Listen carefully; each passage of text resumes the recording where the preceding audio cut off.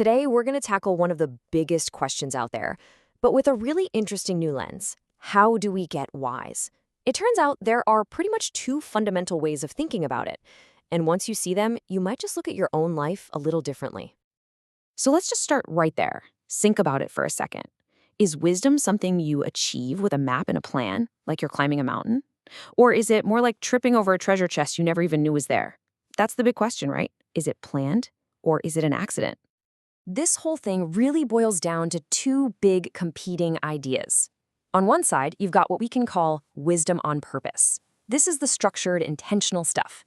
Then on the other side, you've got wisdom by chance, those totally unexpected moments of discovery. So let's break down what we're really talking about here. All right, let's dig into what these two paths actually look like, starting with the one that's probably most familiar to all of us. Okay, so first up is wisdom on purpose. And you know this one. This is the one we're all taught in school. It's the wisdom you find in philosophy books, in scientific research, in meditation, things that require discipline, structure, and a whole lot of intention. The whole idea is that you can chase down insight and build it, brick by brick. It's all about design and stability.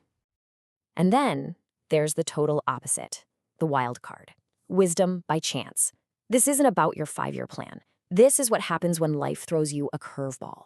It's that aha moment you have in the middle of a crisis, or that random conversation with a stranger that just completely changes your worldview. Its very nature is disruption and change. It doesn't build on your world, it shatters it and makes you rebuild. Okay, but here's the twist, and this is where it gets really interesting.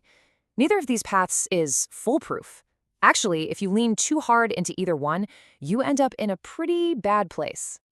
Yeah, both of these have a serious dark side. Wisdom on purpose, if you take it too far, it becomes rigid. It turns into this authoritarian my way or the highway kind of thinking, which then gets baked into institutions as dogma, rules you can't question. But wisdom by chance has its own problem. It can feel totally random and arbitrary. And what do we do with that? We either dismiss it as dumb luck, or we go the other way and call it fate or destiny, as if we have no control at all.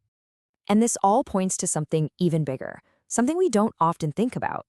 Wisdom isn't some pure, neutral thing. It's political.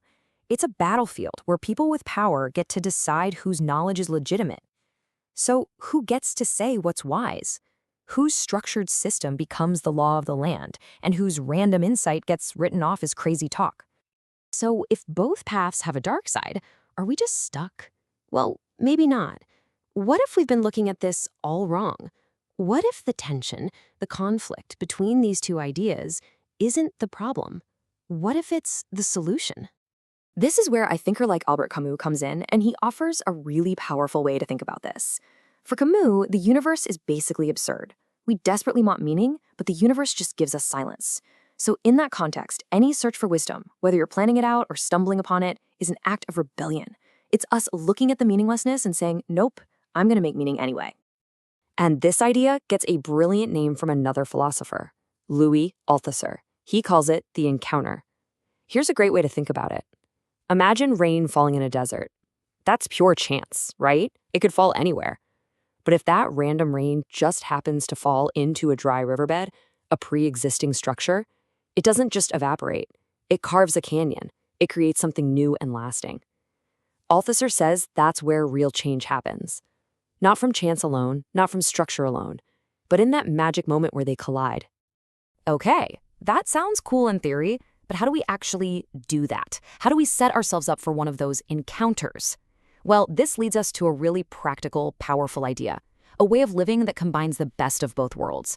Let's call it the art of disciplined openness. It all comes down to this one idea, disciplined openness. And it's exactly what it sounds like, a 2-part recipe. The openness part is about being ready for the unexpected. You have to be prepared enough to even notice a lucky break when it happens. And the discipline part, that's about having the structure in your life, the habits, the skills, to grab that insight and actually do something with it. One without the other just fizzles out. So what does this look like day to day? Well, you cultivate openness by just playing more, experimenting, putting yourself in situations where you might get lucky. And at the same time, you cultivate rigor. You keep a journal, you study intentionally, you hone your craft. But the real magic is in the synthesis, creating rituals that make space for surprise. Think of it like structured improvisation. You build a routine, but you leave a window open for a happy accident to fly in. And this isn't just a self-help trick. This idea scales up big time.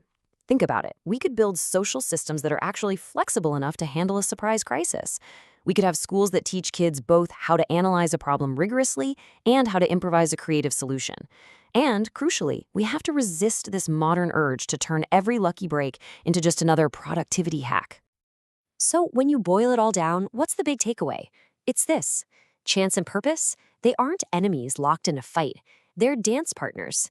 And real, deep wisdom comes from learning the rhythm of that dance, knowing when you need to lead with a firm, structured step and when you just need to let go and follow the music of the moment. So I'll leave you with this one question to chew on.